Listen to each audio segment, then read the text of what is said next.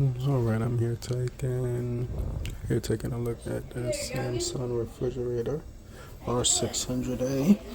I just replaced the compressor, repaired this a few days ago. Customer call saying it's not cooling again. So, looking at the gauge, low side is almost in 30. High side is right around close to 50. So it does have a leak, and I have a UV dryer filter on, and look at that.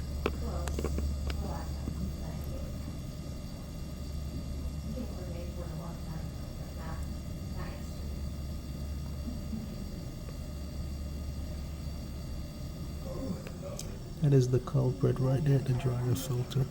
That's causing the whole issue. I get the massage and then go to the chiropractor,